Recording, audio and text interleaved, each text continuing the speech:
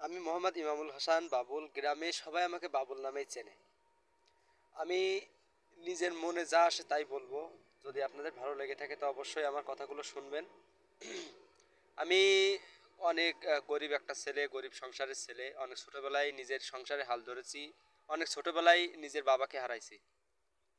অনেক ছোটবেলায় নিজের বাবাকে হারায়ে পরিস্থিতির সাথে যুদ্ধ করতে করতে আজকে এই পর্যন্ত নিজের এখনো কোনো ব্যবসা বাণিজ্য বা কোনো প্রতিষ্ঠিত হয়নি, তবে চেষ্টা করতেছি সামনের দিকে আগায় যাওয়ার।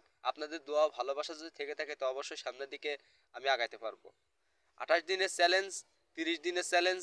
চ্যালেঞ্জ তো বড় বিষয় না, বিষয় হলো আমি কতটুকু সময় দিতে পারছি, কতটুকু অনলাইনে কাটাতে পারছি আপনাদের মঞ্চে, আপনাদের সাথে। আপনাদেরকে কত কিছু দেখানোর বাকি, যা দেখানোর আমি যা করার জন্য এসেছি এখানে আর কি। আমি মূলত এখানে এসেছি গ্রামের কিছু কিছু সুন্দর সুন্দর জায়গা আপনাদেরকে দেখানোর, উপহার দেওয়ার। সেটা হোক মাঠ, হোক বা নদী স্রোত, হোক বা ফুলের বাগান, হোক বা মাছ চাষের ঘের, সব কিছু আপনাদেরকে দেখাবো। অনেক ভাই আছে দেশ থেকে ছেড়ে বিদেশে পাড়ি দিয়েছে, প্রায় 30 বছর, 40 বছর। এমনও মানুষ আছে যে 50-60 বছর পূরণ হয়ে গেছে। তারা হয়তো নিজের গ্রাম অঞ্চলগুলো এখন কেমন আপডেট হয়েছে হয়তো জানে না, দেখেনি। যদি আমার এই ভিডিওর মাধ্যমে সে দেখতে পায়, দেখে নিজের গ্রামের মাটির কথা মনে পড়ে, তো আমি নিজেকে অনেক কৃতিত্ব মনে করব।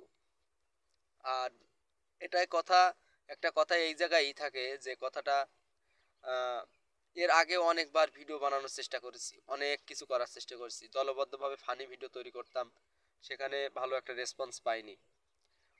তারপরে নিজে নিজে একটা কন্টেন্ট তৈরি করতাম, সেখান থেকেও ভালো একটা রেসপন্স পাইনি। এখন চেষ্টা করছি যে একটা ব্লগ সিস্টেম করব।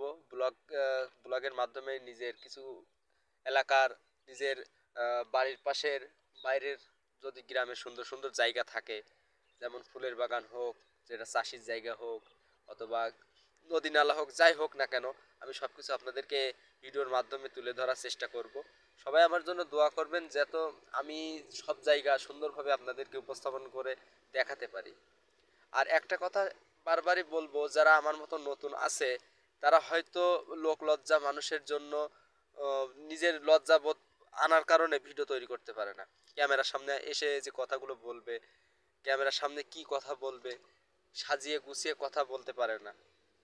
এমন অনেক ভাই আছে যাদের ভিতরে অনেক সুন্দর সুন্দর ট্যালেন্ট আছে, যারা নিজেরা সেই ট্যালেন্ট অনুযায়ী কাজ করতে পারে না। আর যদি সে সেই অনুযায়ী কাজ করতে পারতো, হয়তো কোনো না কোনো অংশে সে সাকসেসফুল হতো। তবে আমি জানি না আমার ভিতরে কতটুকু ট্যালেন্ট আছে, তবু যতটুকু আছে আমি জানি না।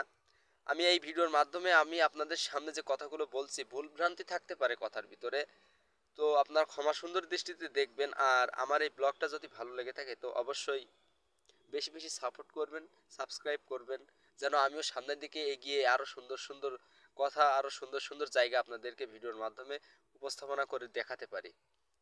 তো সবাই ভালো থাকবেন, সুস্থ থাকবেন। অনেক ধন্যবাদ।